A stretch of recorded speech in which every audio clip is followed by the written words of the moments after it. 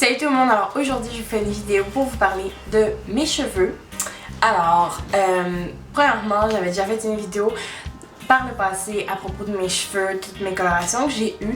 Donc je vais vous mettre un lien dans la barre d'infos où vous pouvez aller voir si jamais vous avez envie de savoir toutes les colorations par lesquelles je suis passée. Donc pendant le moment où j'ai arrêté mes vidéos, j'ai pas fait tant de couleurs que ça. Je suis passée du noir au brun rouge que j'ai gardé pendant assez longtemps.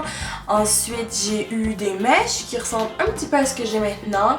Puis je suis retournée au brun rouge que j'ai gardé pendant 6 mois, 5 mois sans faire aucune coloration. Et ça c'est ce que vous avez vu quand j'ai recommencé ma chaîne. Et la dernière fois que je suis allée au Texas, donc début septembre, je me suis fait faire des mèches un peu ombrées en gardant ma repousse. Donc pourquoi garder la repousse? Simplement parce que je voulais que ça fasse un peu plus naturel. Je voulais aussi garder le plus de cheveux naturels dans le but de faire pousser mes cheveux back to normal, comme on dit. Alors, il y en a beaucoup qui me demandent « Waouh, tes cheveux sont vraiment beaux, ils ont l'air super en santé, qu'est-ce que tu fais, nanana. » Bon, effectivement, mes cheveux sont vraiment, vraiment beaux et en santé. Hein, comme là, par exemple, je les ai seulement séchés parce que moi j'ai une rosette en France, je sais que vous dites épi, donc ici mes cheveux ils partent un petit peu. Fait que j'aime bien les sécher pour atténuer un petit peu ça parce que je trouve que c'est pas trop joli. Mes trucs pour garder vos cheveux en santé. Alors premièrement, moi j'utilise pas vraiment de produit spécial. J'ai découvert un truc qui coûte vraiment pas cher, qui est vraiment super et qui est naturel. Donc c'est l'huile de noix de coco. L'huile de noix de coco, c'est vraiment génial. Je sais pas si vous avez déjà remarqué notamment ma vidéo avec ma meilleure amie, toutes les plaques rouges que j'ai ici. Donc j'ai un problème de peau. Je suis suivie par un médecin. En tout cas, là j'ai un traitement expérimental, si on veut dire, là, sur ma peau. Au niveau du décolleté, si vous voulez savoir, ça marche plus ou moins. J'en ai aussi au niveau de l'aisselle, gauche seulement. Ça marche pas vraiment. Puis au niveau des jambes, c'est là que c'est le pire. C'est juste catastrophique. Il n'y a rien à faire. Mais avec l'huile de noix de coco, ça atténue un petit peu. J'en mets pas tout le temps parce que bien sûr c'est quand même de l'huile, fait que des fois c'est un peu désagréable. Personnellement j'adore l'odeur de l'huile de noix de coco. Je trouve que c'est une huile vraiment pratique à mettre sur tout son corps et dans ses cheveux parce que à une certaine température elle est solide, donc c'est moins messy que si vous preniez de l'huile d'olive. Je trouve que l'odeur est plus agréable pour une odeur qu'on a envie de sentir. Perso j'ai pas trop envie de sentir l'olive, donc on va passer là-dessus. Mais bon, alors un truc que vous pouvez vous faire si vous avez vraiment les cheveux secs, genre vous faites des colorations, vous avez juste une nature de cheveux sèches de nature, donc faites-vous des masques à l'huile de noix de coco.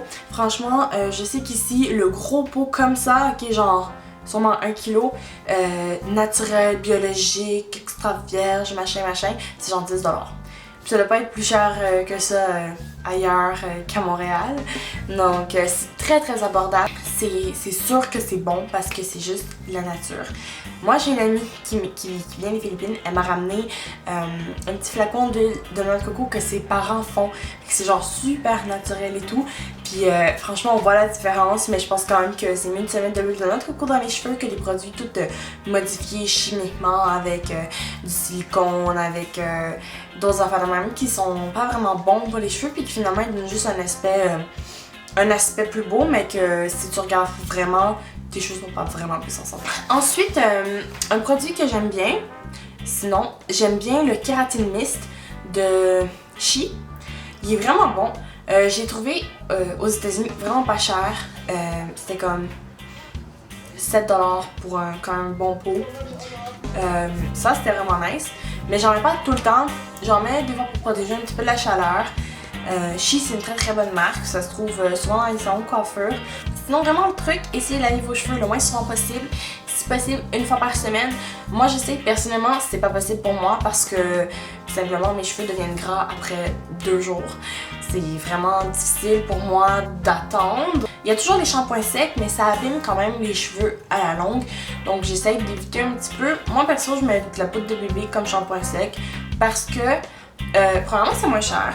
Deuxièmement, j'ai essayé les shampoings secs, puis j'ai vraiment pas aimé ça.